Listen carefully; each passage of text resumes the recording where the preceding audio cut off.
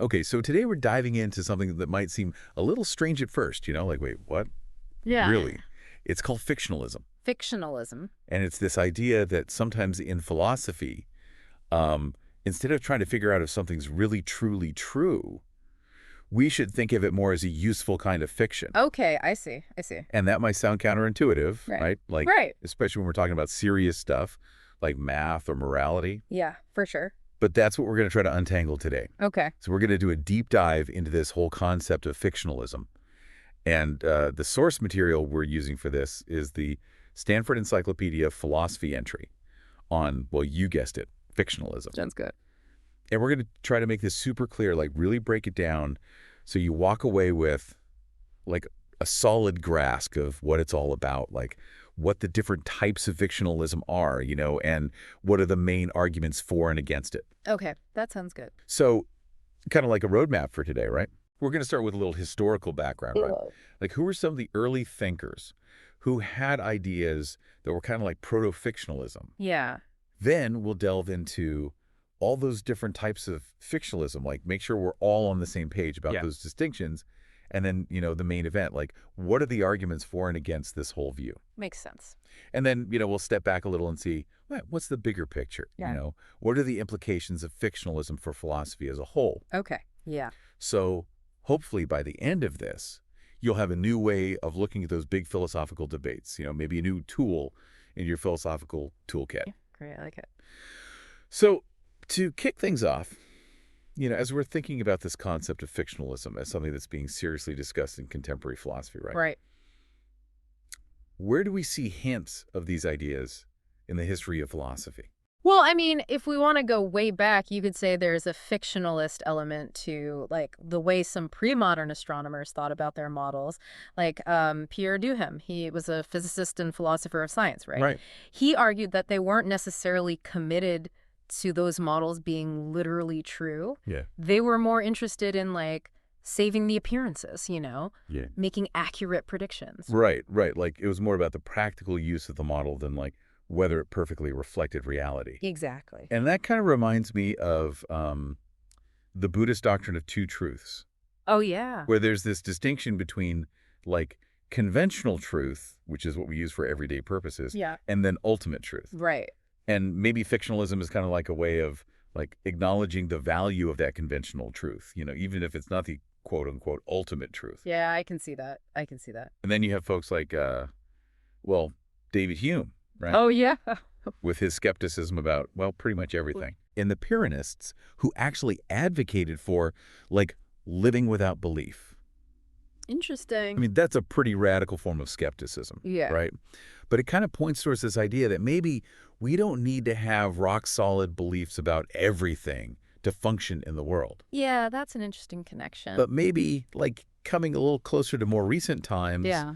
like someone like Jeremy Bentham, Right. Then. who was writing in, I think, the early 19th century, right? I think it was actually the early 20th century, but yeah, he definitely had some interesting ideas. Okay, early 20th. Yeah. But he talked about those fictitious entities in ordinary language. Right. And his point was that, like, a lot of the terms we use, they don't refer to concrete realities in the same way that, physical objects do. Right. Like when we talk about things like ownership or obligation, Yeah. they're not like tables and chairs, right? Yeah, exactly. So already you see this idea emerging that, like, language can be doing something more than just mirroring, what's out there in the world.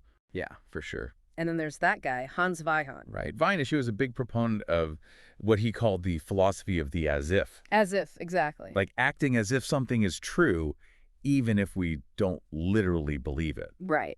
And that seems to be like at the heart of a lot of modern fictionalist thinking. Yeah, totally. It's about the practical utility of working with ideas that might not be literally true.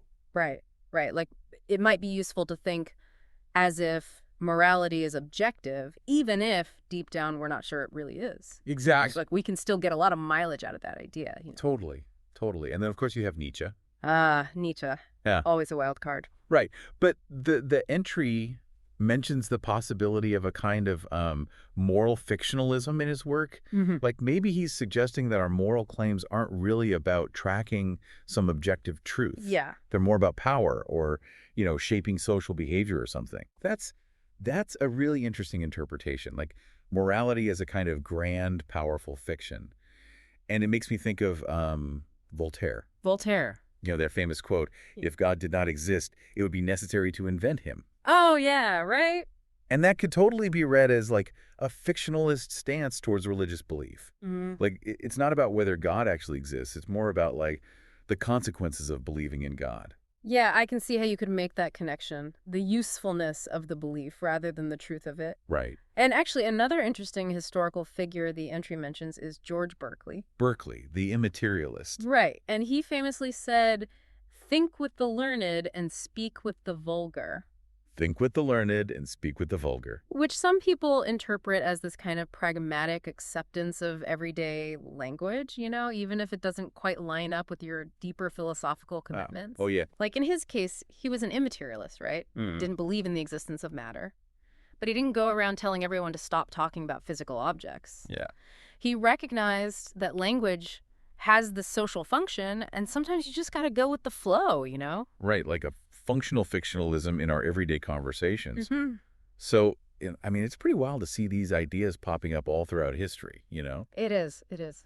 This recognition that our ways of talking, even thinking about the world, they don't always have to be about, like, perfectly mirroring reality. Yeah, for sure. And I think that historical backdrop is really important for understanding how fictionalism developed as like a more systematic philosophical view in more recent times. Absolutely, yeah. So now we kind of have this lineage, right? Like Yeah. a family tree of ideas Yeah. that leads up to these more contemporary, explicit defenses of fictionalism. Absolutely. And it's across, like, a crazy range of philosophical topics, It really is. It really Like, we've got folks applying fictionalism to mathematics.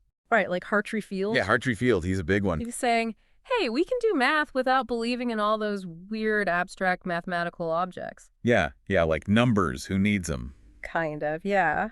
And then you have, like, Bos van Frassen applying fictionalism to science. Right, the idea that scientific theories are more like useful fictions than, like, literally true descriptions of the world. Exactly. And then there's morality, right? Like Yeah. Richard Joyce, Mark Calderon, Right. exploring this idea of moral discourse as, potentially a useful fiction. Yeah, yeah. And it doesn't stop there. I mean, we see fictionalist approaches to all sorts of stuff, like negative existentials. Negative existential. Yeah, like statements about things that don't exist. Okay. And identity statements, fictional characters, even like ordinary objects, truth, modality, religion, mental states. Wait, hold on. Fictional characters? Like fictionalism about fictional characters? Yeah, like metafictionalism. Wow, okay, that's getting pretty meta. It is, but yeah, temporal thought, grounding. Grounding. Mm-hmm. And even social constructs like gender.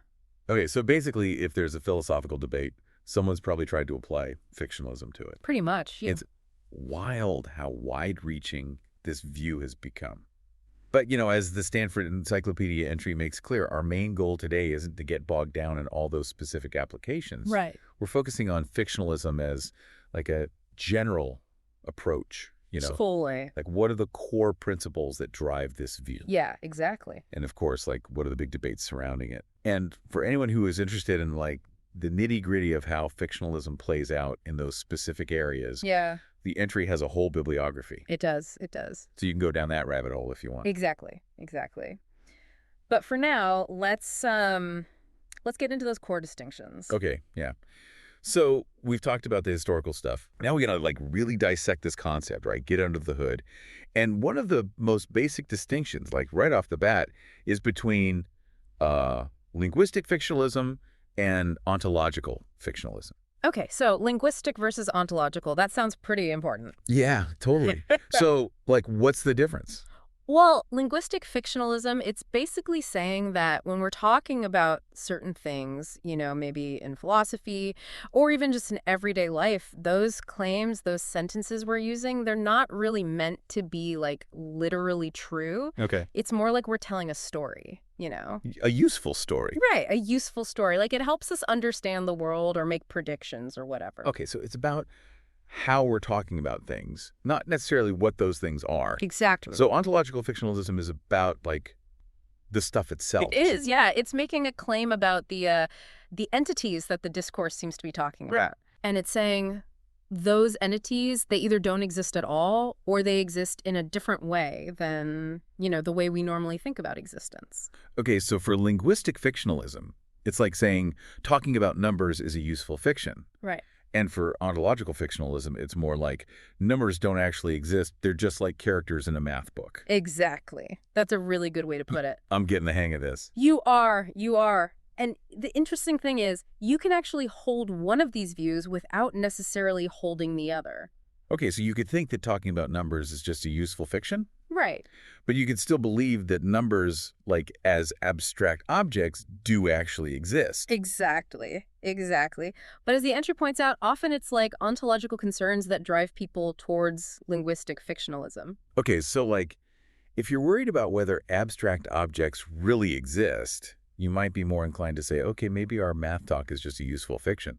Right, exactly. Like, let's not get too hung up on whether these mathematical objects are real. The language works, so let's just use it. And the entry also makes it clear that, like, today we're focusing mainly on that linguistic thesis, Right. which I think makes sense, right? Because Yeah. that seems to be where a lot of the action is in contemporary fictionalism. It is. It is. Okay, cool. So that's linguistic versus ontological. Right. What's another big distinction we need to wrap our heads around? Well, there's also this important distinction between hermeneutic and revolutionary fictionalism. Hermeneutic, revolutionary. That sounds kind of dramatic, I know. But it's really about how we understand, like, the overall goal of the fictionalist stance. Okay, so like what's the agenda here? Right. Are we just trying to interpret what's going on, or are we trying to like change things? Yeah, that's a good way to put it. So hermeneutic fictionalism, that's basically saying, look, this is what we're already doing. We might not realize it, but when we engage in this discourse, we're not actually aiming for literal truth. We're operating within this this fiction. So it's more like a descriptive claim. Exactly, yeah. Yeah. Like, here's how things actually are. So if we were hermeneutic fictionalists about morality, Hmm. we'd be saying that like when people make moral claims, they're not really trying to say what's objectively right or wrong, Right, even though it might sound that way. right, exactly. Revolutionary fictionalism is different. Well, it is. It's more prescriptive. It's saying, look, even if we are currently aiming for literal truth in this discourse, maybe we shouldn't be. Okay. Maybe we should consciously adopt a fictionalist stance because it would actually be better for us. Okay, so hermeneutic fictionalism is like, here's what we're really doing. Mm. And revolutionary fictionalism is like, here's what we should be doing. Exactly. Got it. And for today, we're mainly focusing on hermeneutic fictionalism. Mm. That's right. Because, like, a lot of the central arguments and objections are really directed at this interpretive view. Makes sense. Okay. Okay, cool. So we've got linguistic versus ontological, hermeneutic versus revolutionary. Are we done with the distinctions yet? Almost. Almost. There's one more big one. Okay, hit me with it. Meaning fictionalism versus use fictionalism. Meaning versus use. Okay, now we're getting into the philosophy of language stuff. We are. This is about, like, how deep does that fictional stance go? Okay. Like, is it baked into the very meaning of the words, or is it more about how we're using those words? Okay, so use fictionalism is kind of like we're choosing to use these words in a fictional way, but they still have a literal meaning. Right, exactly. Like, think about math again. In everyday life, you might say something like, there are prime numbers. Right. And you might not really be thinking about, like, the existence of abstract objects. You're just using math language in a practical way. Yeah. But then, you get into a philosophy seminar and you're having this big debate about the foundations of mathematics. Right. And suddenly, that same sentence, there are prime numbers, it takes on this whole different weight. Yeah. People are really arguing about whether those objects actually exist. So the meaning of the sentence hasn't changed, but the use has. Okay, that makes sense. So what about meaning fictionalism? Like, how's that different? Meaning fictionalism is more radical. It says that the sentences in this discourse, they only have meaning within the fiction itself. Okay. Like, you can't really use them meaningfully outside of that context. It's like talking about SpongeBob. SpongeBob. Okay, now you're really speaking my language. Right, so all those claims about SpongeBob, Right. they only make sense within the fictional world of Bikini Bottom. Yeah. You take them out of that context, and it's like, what are you even talking about? It becomes meaningless. Okay, that makes sense. Mhm. Like SpongeBob living in a pineapple under the sea, that only has meaning within the cartoon. Exactly. And the entry mentions this interesting example from Yablo. He suggests that even a simple sentence like, Chicago exists, Chicago exists. Yeah, I mean, that seems pretty straightforward. it does. It does. But Yablo's point is that our understanding of that claim is so tied up with a particular way of thinking about the world, geography, cities, etc., Right. that it becomes really hard to imagine what a more literal use of that sentence would even look like. Oh, okay. So he kind of leans towards meaning fictionalism there. That's a really good example. Hmm. It makes you think about, like, the background assumptions that we bring to even our simplest claims. It does, it does. And this whole meaning versus use distinction, it connects with this idea of extrinsic versus intrinsic pretense. Extrinsic, intrinsic. Remind me what those mean again? So extrinsic pretense, it's kind of like use fictionalism. Okay. It's saying, look, we're pretending, but we could take it literally if we wanted to. Okay. Intrinsic pretense is more like meaning fictionalism, where the pretending is like built into the meaning of the utterance. So, like, with SpongeBob, there's no way to talk about him without pretending, right? Right, right. And it seems like, most philosophers who defend fictionalism, they tend to go for the use fictionalism approach. Okay, that makes sense. It seems more, I don't know, less radical, maybe. Maybe, yeah. Okay, cool. So we've covered a lot of ground here with these distinctions. Linguistic versus ontological, hermeneutic versus revolutionary, meaning versus use. It's a lot to keep straight, yeah. It is. It's like a whole taxonomy of fictionalism. But the entry also dives into, like, an even finer-grained categorization of these views based on Yabo's work. Mm. He talks about instrumentalism, metafictionalism, object fictionalism, and then his own view, which he calls figuralism. Yeah, good old Yablo. He loves his categories. He does. So let's break these down a little bit. What's the deal with instrumentalism? So instrumentalism, it's kind of the most minimalist view of fictionalism. Okay. The instrumentalist is like, look, we're not really asserting anything when we use this discourse. Wait, so we're just talking for no reason? Well, not exactly. They might say we're pretending to assert, for some practical purpose, like maybe it helps us make calculations or predictions, but we're not actually committed to the truth of what we're saying. Okay, so it's like going through the motions, like Right. using the language as a tool. Right, exactly. Like a hammer or a screwdriver. You don't have to believe in the hammer to use it effectively. Okay, so it's not really about truth or falsity, it's just about getting stuff done. Right. What about metafictionalism? That sounds more like explicitly about fiction. It is, yeah. The metafictionalist says, when we engage in this discourse, we're actually making claims about the fiction itself. Okay, So when you say the number of apples is 2, right. the metafictionalist hears that as, according to the fiction of arithmetic, the number of apples is 2. Oh, I see. So it's not a direct claim about the apples, it's a claim about what the fiction says about the apples. Exactly. And object fictionalism. Yeah. That sounds like it's trying to ground the fiction in something real. It is, yeah. The object fictionalist says that when we make these fictional claims, we're actually asserting something about the real world. Okay. Something that would make the fictional claim true, within the fiction. Oh, okay. So like with the apples example. Right. The object fictionalist might say, well, what we're really saying is that there are two distinct objects which happen to be apples. Exactly. And that makes it true within the fiction of arithmetic that the number of apples is 2. Exactly. So it's still fictional, but it's anchored to reality in this roundabout way. I see. That's pretty clever. And finally, Yablo's figuralism. Figuralism. What's his take? So in some cases, figuralism is similar to object fictionalism. Like in that number of apples example, he'd agree that we're really just talking about the objects themselves. But the difference comes when you start talking about the props of the fiction. They're props. Yeah, like the numbers themselves.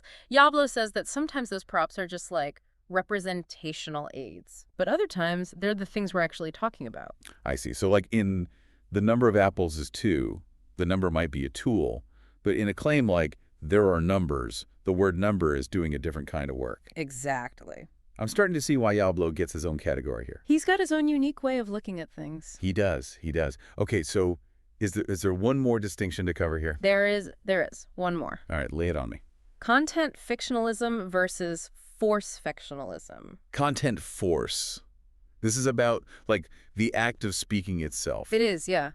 It's about what we're doing when we utter these sentences. Okay, so content fictionalism says that we are asserting something, but it's not the literal meaning of the sentence. Right, we're communicating something else, something beyond those literal words. Okay, and force fictionalism says that we're not really asserting anything at all. Exactly, we're doing some other kind of speech act. Okay, so content fictionalism is about what we're saying, And force fictionalism is about the act of saying it. You got it. Nailed it. And, it's not always an either thing. You could have a view where you pretend to assert the literal content, but you're actually communicating something else. Okay, so like a double layer of meaning going on. And, this whole discussion of force fictionalism, it reminds me of those pragmatic implicatures. Oh, yeah, good point. Like, the way we can communicate something beyond what we literally say, Yeah. Based on context and, like, shared understanding. Exactly. But I guess for our purposes here, we're mainly focused on, like, what is being asserted, right? Here we are. Though, that whole area of pragmatics is a fascinating rabbit hole in itself. Oh, for sure. Another time. Another time. Okay, so last but not least, I got to ask about the mental attitude. The mental attitude. Yeah, like what's the fictionalist saying about what's going on in our heads? Good question. Like, do we actually believe these fictional claims, or is it something else? Right. So for the hermeneutic fictionalist, right, Mhm. the attitude we have towards these utterances, it's often compared to the attitude we have towards, fiction, like novels or movies, Okay. or like pretense or make-believe. And Mhm. a lot of this thinking goes back to Kendall Walton's work on make-believe. Right, he's a big name in that area. Yeah, he is. And Yablo often draws on Walton's ideas. Like, he suggests that statements in these discourses function kind of like metaphors, Metaphors. which also involve a kind of pretense. Right. So it's like in a game of make-believe, a twig can be a gun, right? Exactly. Because we're pretending. And maybe it's like that with these fictionalist discourses. There are certain real-world conditions that make it okay for us to utter these sentences, even if they're not literally true. Right. Like, it's okay to say Julia is the sun, even though she's obviously not a giant ball of burning gas. Right, because it's a metaphor. Exactly. And we understand that there's this implied pretense going on. Exactly. Though, some people have criticized this analogy between fictionalism and make-believe. Yeah. Like, there are philosophers who say, look, I'm on board with this whole idea of avoiding ontological commitment, but I'm not sure about the pretense thing. Okay, so they want to get rid of the baggage, Yeah. but they don't like the way fictionalism does it. Right. So there are these alternative views out there, like Bas van Frassen. He talks about acceptance rather than belief Okay. when we're talking about scientific theories. Acceptance. Yeah, like we accept them as useful, but we don't necessarily believe them. Interesting. And then you have Yablo himself. He sometimes talks about like just presupposing the existence of mathematical entities. Presupposing. Okay. Like, it's not that we believe they exist, but we kind of act as if they do. Okay, so it's more like a working assumption. Exactly. So I guess at the end of the day, it's kind of a matter of terminology, right? That is, yeah. Like, Yeah. where do we draw the line between fictionalism and these other views that are, in the same neighborhood? But they all share that core idea of like, hey, maybe we shouldn't be so quick to assume that our language is always literally true. Right. Maybe there are other ways to understand what's going on. Exactly. Okay, wow, we've really covered a lot of ground here, just setting up what fictionalism is. We have. It's a surprisingly complex view. It is. It's like a whole world in itself. Mhm. But now I think we're finally ready for the main event, right? I think we are. Like, what are the arguments for and against this whole fictionalist approach? Right, let's get down to brass tacks. Why would anyone actually endorse this view? Exactly. So let's start with the pros, right? Okay. Why might a philosopher find fictionalism appealing? Well, one big argument for fictionalism comes from eliminativist anti-realism. Okay, eliminativist anti-realism. Mm. For those of us who aren't, professional philosophers, Right. remind me what that is again. Sure. So eliminativist anti-realism, it's basically the view that a certain discourse is systematically untrue. Like, it's making claims that are just plain false, either because the entities it talks about don't exist, Yeah. or because the properties it ascribes, they're never actually instantiated. Okay, so like if you're an eliminativist about morality, you're saying there are no objective moral facts. Exactly. So all those moral claims people make, they're all literally false. Oh, that's the idea. But then that seems kind of harsh, right?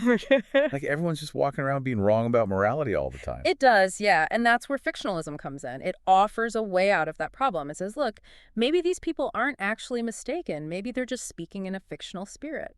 Okay, so it's a more charitable interpretation. It is. It allows us to acknowledge the eliminativist conclusion. Like, okay, maybe there aren't any objective moral facts, Right. but without having to say that everyone who makes moral claims